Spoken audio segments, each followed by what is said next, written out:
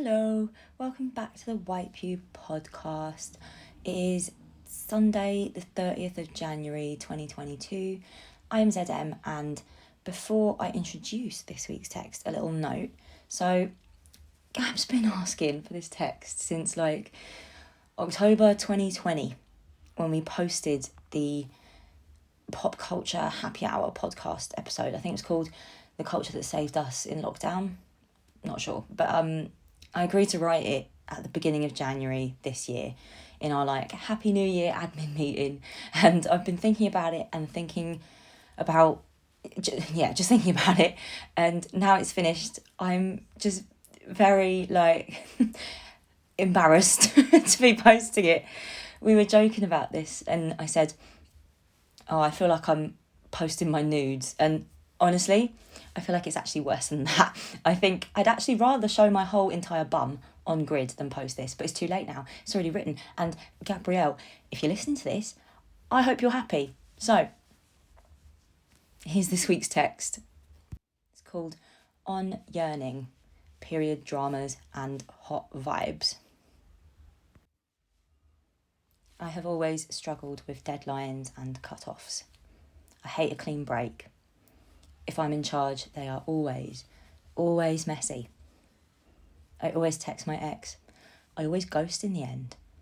I always dip early if they use the crying, laughing emoji or any monkey emoji variation, but specifically the one with his hands over his eyes. I always want to fundamentally remain a mystery to readers and to lads, the two genders, because messy is best. I love the drama of deep and untamable emotion. It gives me something to write home about to the WhatsApp group chat, something to work with, something to feel. Messy is generative, energetic. The rugged landscape of my heart. It must be like running over broken pavement, high impact sending jolts up through muscle and bone. The truth is, I don't know what I want. Don't know what I'm looking for, don't know what I need or how to articulate, closing the gap between need and expectation. I want and don't want to embrace tenderness with open arms, or for everyone to just leave me alone, or to submit to the terrifying ordeal of knowing someone and being known by them. I am a mystery to myself too. But I like it better this way because I find the drama and tension of it all very fulfilling. I am toxic femininity. I am my Sagittarius rising. I want a shortcut to feeling without orchestrating a one-woman romantic heist. I want something easy to find myself pressed against, but full of the complicatedness that I feed off of. I know there's something I'm looking for, but I only ever recognise it when I'm looking directly at it.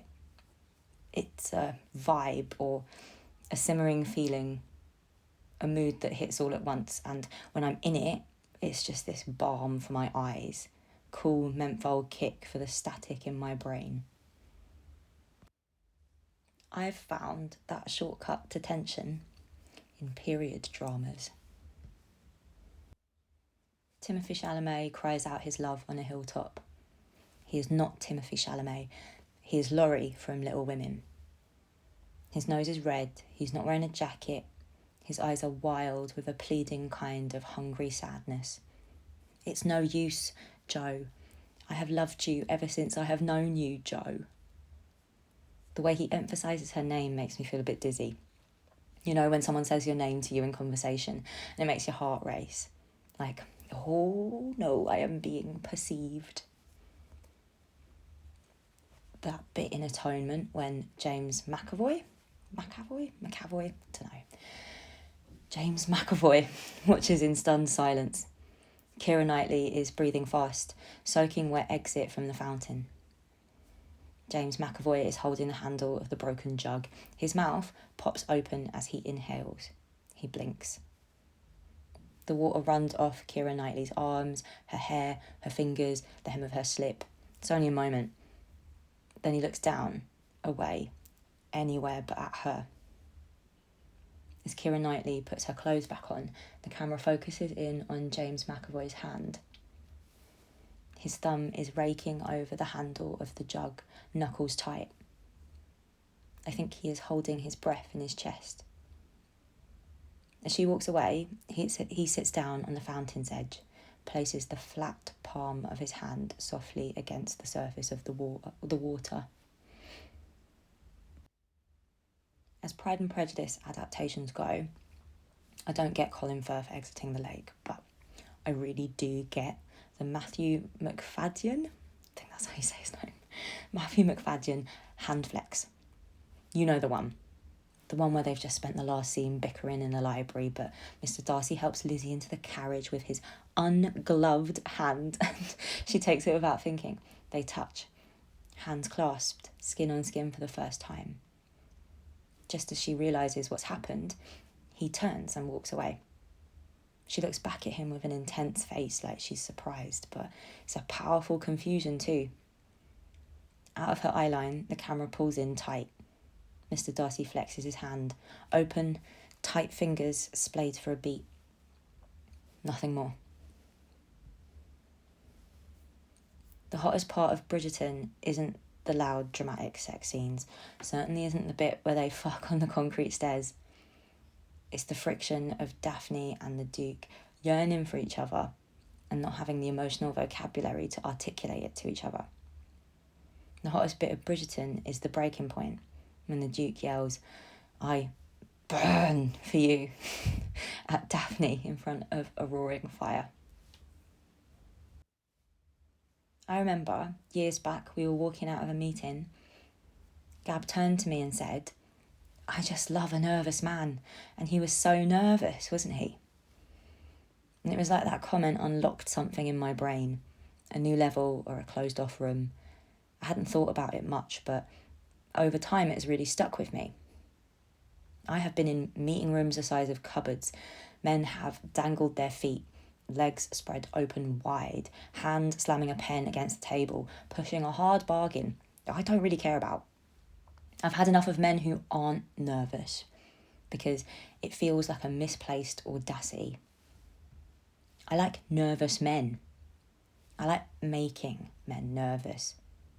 Direct questions, harsh, unwavering eye contact, watching them stutter a little bit. And I like it when a man is nervous but keen to not let it show. I like the bravado when it's stretched thin, only catching a glimpse of their hands trembling just for a moment. I like the feeling of being unsettling. And I don't really want to think too hard about what that says about me. You see, fundamentally, Mr. Darcy is a nervous man. The hand flex scene is hot because Mr. Darcy can't even admit that he likes her, but the body always finds a way towards its own supremacy. That hand flex is desire declaring itself, a physical manifestation of tension and heat, subtext, interiority, bleh. He's unsettled, nervous, can't even meet her eyes. And that's hot. After she turns him down, Laurie asks Joe if there's anything more. When Joe says no, he turns to leave. She hesitates, and he turns back with the speed of a reflex. He nods in a way that makes my heart hurt.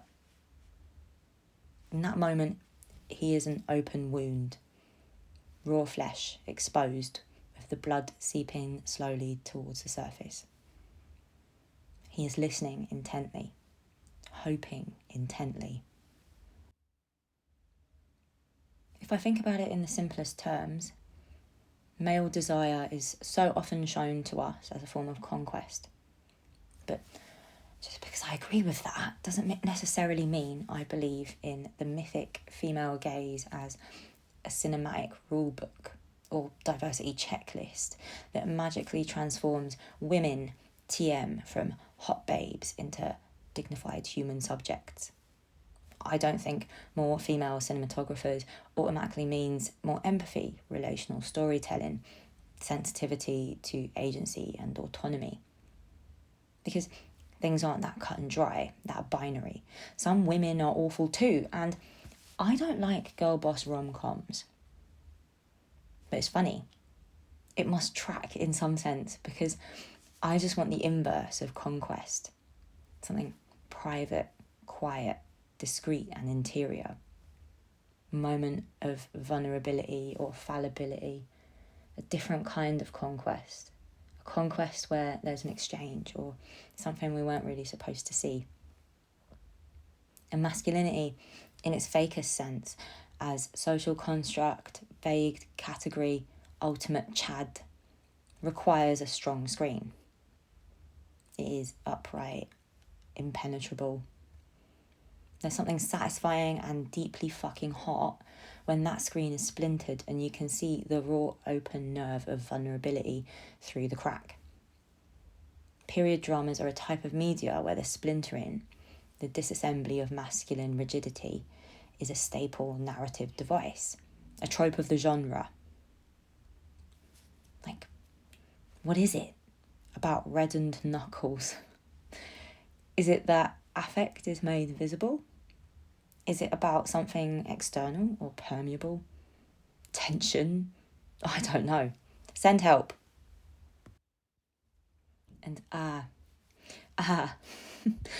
maybe it's not the emotions I care about riding out. Sometimes I think emotions are only a vehicle, a mechanism or blunt instrument towards something else. Sometimes I catch myself in the middle of a feeling and laugh to camera. I break the fourth wall to my inner self and say, well, isn't this so fucking glamorous to be heartbroken or pining, like I'm doing it for the bit? God, yearning is so fucking delicious because it is this doorway into another infinite space. You are a surface reflecting want and desire, something that is absent but also substantial in that absence. Yearning is malleable and flexible, liquid. The past is another country, yes. But I don't necessarily need that distance for the vibe to hit. Connell's thin silver chain. That bit in Lady Bird when Timothée Chalamet says, good girl. Singles Inferno episode 6 when Hyun Sung's gaze bounces around the room following Ye-won's long exit. Channing Tatum's art boyfriend makeover. And yes, the Fleabag Neil scene, but also the fuck you calling me father like it doesn't turn you on just to say it scene. Your girl's down catastrophically bad.